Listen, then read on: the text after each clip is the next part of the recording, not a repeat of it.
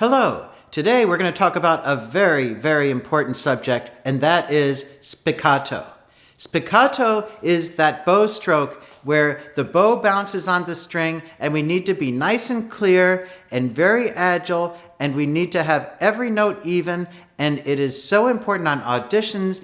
Many pieces use spiccato, and in order to play our instrument well, we need to really master the art of spiccato. So let's dive right in and talk about how to develop a beautiful spiccato.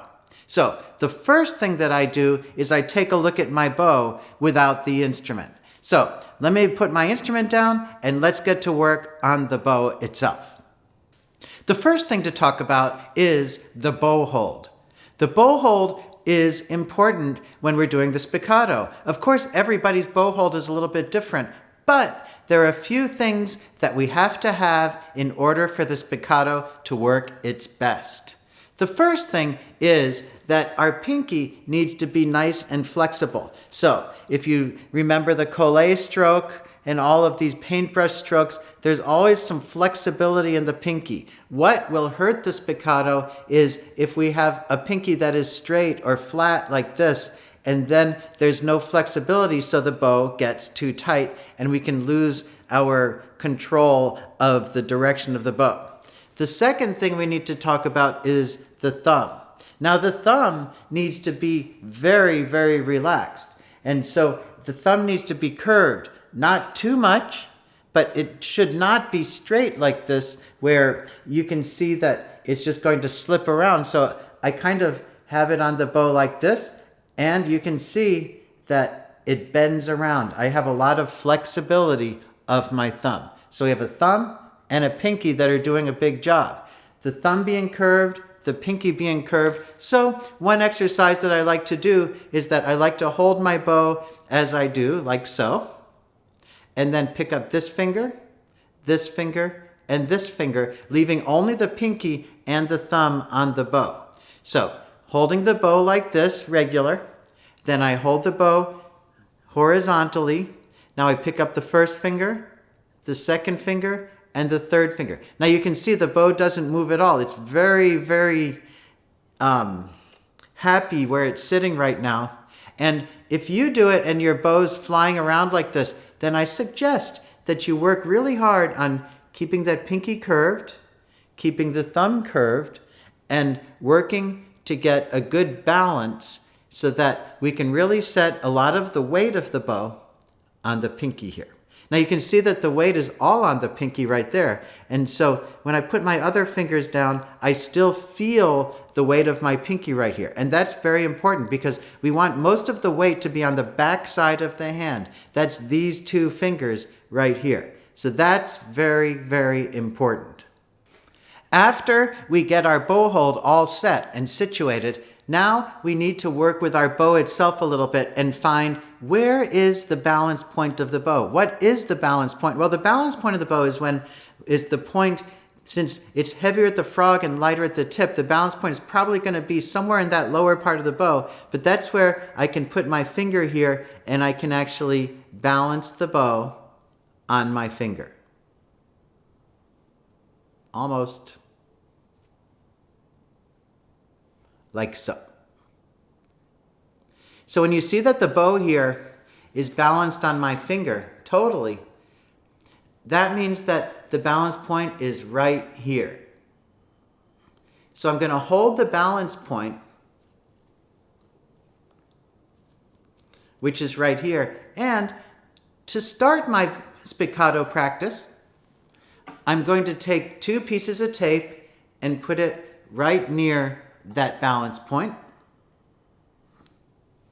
So you can see it here. It's kind of circling the balance point. And then I'm going to wrap the tape around the bow. Like so. Not the best job in the world, but when you do it at home, maybe you can take a little bit more time to do that. And now I have my first bouncing point for my spiccato right here, in between the red tape. So that is important. I know that my balance point is right here in between those two red tapes. And that is going to help me a lot in my quest to do a beautiful spiccato.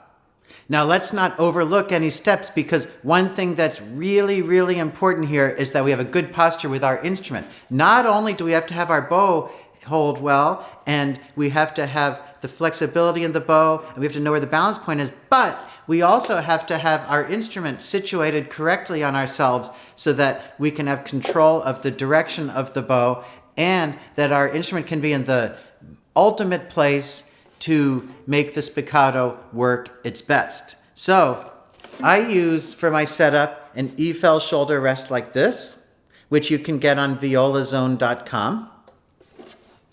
And I use this chin rest, which is called a Houston chin rest, and that is kind of a modified version of a number of chin rests, but basically it's a little bit higher, so I get a little bit more posture here. And it also makes it very comfortable to play. So the two things I use are this chin rest and this shoulder rest.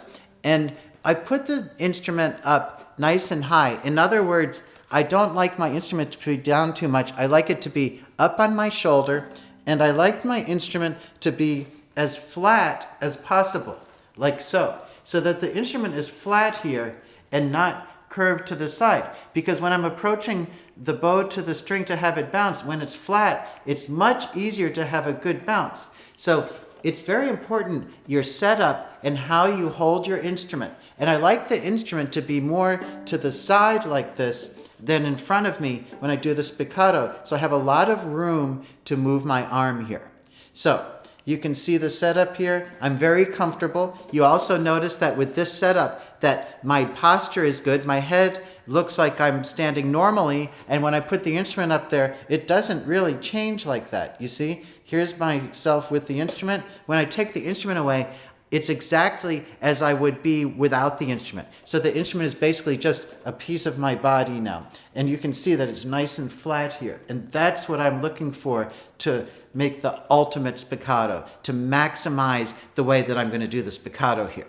So that's really important. It's really overlooked.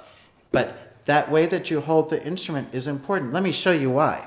Well, if I hold the instrument more in front of me like this, then when I put the bow to the string, you'll see that the bow is really not straight. But if I hold the instrument to the side like this, then when I approach the bow to the string, then you'll see that the bow is straight. And that's really important, because we need to make sure that the angle of the bow to the string is very good to have the ultimate spiccato. More on that in a second. Now the next thing that we can do is to practice putting the bow on the string. So as I said, we need to have the bow straight. So let me give you some advice. When the bow is pointing behind me, in other words, the tip looks like this, I'm not going to get as clear of a sound as when my bow is pointed in front of me. So that's when the tip is pointed that way. So then when you hear the sound when my bow it's not really straight, but it's pointed that way, I'll get a clearer sound. So what I'm trying to avoid is that the bow looks like this, and I'm trying to get the bow more to be like this. Now it's better if we're straight like this, but it's very hard to have a perfectly straight bow. So somewhere between here and here is where I want to be for that down bow to start.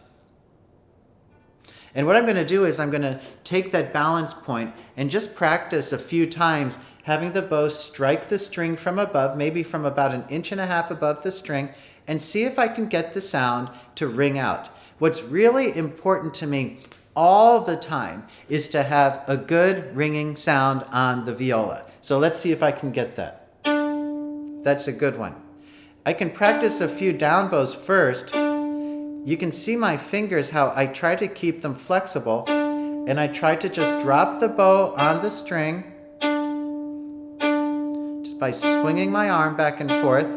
Now, let me give you a warning. If the shoulder goes up, it puts the bow in a bad place. It makes things tight, and then you can see that the sound's not as good. So what I do is I lower my shoulder down and I play like this. In fact, I can give you a great exercise to do here. So pay attention on this one and really, really try to do this. I take a 4-second breath in and a 4-second breath out. And as I'm approaching the 4-second out, at the bottom of that 4 seconds, I'm going to play when my breath is all the way out. So,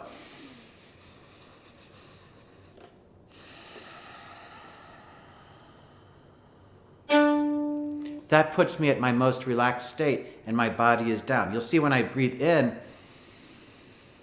that my body is up and my shoulders are up. And when I breathe out, then my body is down and my shoulders are down. And it puts me into a more relaxed state. After I get those down bows done, I can try the up bows.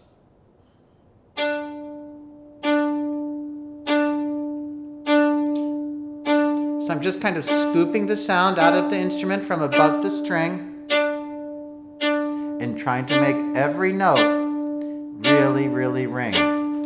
Now I can try a down bow, an up bow, down, up, down, up, down, up. And you can see that I'm playing in between those two tapes all the time. And I'm trying to hit in the same place every time. In fact, I'm trying to hit in the same place here and on the string. So everything goes in the same place.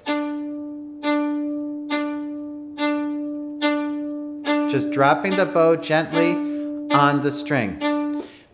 Once I do that, now I'm going to use the metronome. I suggest very, very, very strongly, use a metronome all the time when practicing these spiccato exercises. It is so helpful because really we're trying to get our spiccato to be really, really even. I use the Tonal Energy app. I set my speed to 80 and I set it to 4/4, so there are 4 beats in a measure, and I have the voice running and it's going to sound like this. 1, 2, 3, 4. So that's at 80 with a 4 voice count. And I'm going to play 4 notes. 1, 2, 3, 4, dropping the bow on the string. 1, 2, 3, 4. 1, 2, 3, 4. 1, 2, 3, 4. 1, 2, 3, 4. 1, 2. Like so. Now, you'll notice that when I did that, I played 4 notes, and then I played 1 long whole note, which went 1, 2, 3, 4, stop. I stopped my bow on the string, and on the next 4 count, I lifted the bow beautifully like a rainbow. So that would be like 1, 2, 3, 4, 1, 2, 3, lift beautifully, like so. Why do I do that? Because when I'm bouncing, it's this kind of a stroke. And in order to keep beautiful bow control all the time, I'll always finish with a nice long bow and have a beautiful takeoff. So that beauty in the stroke becomes part of my playing. Remember, if your playing looks beautiful, it will sound beautiful. So I'm always trying to find a way to make everything that I do sound really, really beautiful. So let me show you that one more time and you'll see the routine, and you have to practice this a lot. I start on the open D string. I'll get more of that later, but starting on the open D string is the easiest way to do this, and it really, really works. So I'm going to play now 2 measures and then have a whole measure of a down bow that's going to be straight, and then I'm going to wait until the 4th count and I'm going to pick my bow up like a rainbow. So let's watch that. 1, 2, 3. Breathe in for 4 beats and out. 1, 2, 3, 4. 1, 2, 3, 4. 1, 2, 3, 4. 1, 2, 3, 4. 1, 2, 3, 4. 1, 2, 3, 4. 1, 2, 3. Just like that. 1. Okay. 3. Practice that a lot before moving on, because that really is the basis of the spiccato. Remember, a couple of things. Start from above the string. When you bounce the bow, go in between the red tapes. If you don't, it's okay, but try to. And when you bounce the bow, just let the bow drop on the string and let it ring. Now I want to talk about one thing first, and that is the angle of the bow. if our bow is flat on the string, we're going to get kind of a harsh sound. If we lean the bow forward, in other words, roll the bow forward like this, then we only have about a third of the bow on the string of the hair. Then we're going to get a nice softer sound, and it rings a little bit more. So I generally put my bow down at an angle of about 45 degrees with the bow to the instrument. So it's just pronating the hand like this a little bit to find out where that ultimate angle is. And you can feel it. You have to kind of find it. So I can go like this and find my angle. That's where it's best for me, right there. As I go back, it bounces a little too much and I get more control right there. Everybody's a little bit different, but that's how you find that spot, and that's important. Now, the next exercise that I do, I'm going to play quarter notes and then eighth notes, and then I'm going to have the long notes. So 2 measures of quarter notes, then 2 measures of eighth notes, and then I'm going to have a nice long bow. So let's watch that one. 1, 2, 3, 4. 1, 2, 3, 4. 1, 2, 3, 4. 1, 2, 3, 4. 1, 2, 3, 4. 1, 2, 3, 4. 1, 2, 3, 4. 1, 2, 3, 4. 1. Like so. 3, 4. Now, 1, 2, 3. if you look really carefully, you'll see that the slower that I bounce, the more I'm towards this balancing point. And when it starts to get faster, it will travel towards the tip of the bow. So when I play the quarter notes, it bounces about there. When I play the eighth notes, it bounces about there. Let me tell you something. There's a really great place in each bow where the bow bounces best. There's an ultimate bouncing place in the bow. It's not necessarily the balancing point. It's just going to be near there for a slow spiccato. So we're going to start like that. But if you look around a little bit, there's always going to be a place that's the ultimate bouncing place for the bow. And each speed of your spiccato is going to need a different ultimate place. So we always have to look at that. And every bow is different. And every person is different. So one thing that's really, really important is finding the place in your bow and with your technique that works the best. And that is something that takes a lot of work and a lot of thought, but it's very rewarding. So you'll notice when I bounce the bow here in the quarters, 1, 2, 3, 4, when I try to do eighth notes there, it feels really cramped. So I'm going to move up a little bit in the bow. 1, 2, 3, eighth notes, a little farther up. You guessed it, 16th notes, a little farther up even. So now you can see that's quite a bit of distance between here and my balancing point. But if I try to do the 16ths here, the bow feels too heavy and awkward. So I'm always looking for that ultimate place. That is something that we all have to try to do.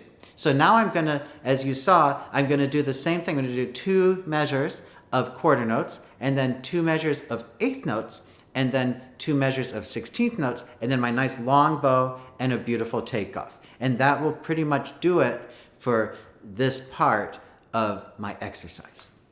1, 2, 3, 4. 1, 2, 3, 4.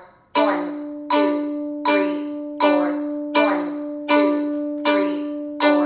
1, 2, 3, 4. 1, 2, 3,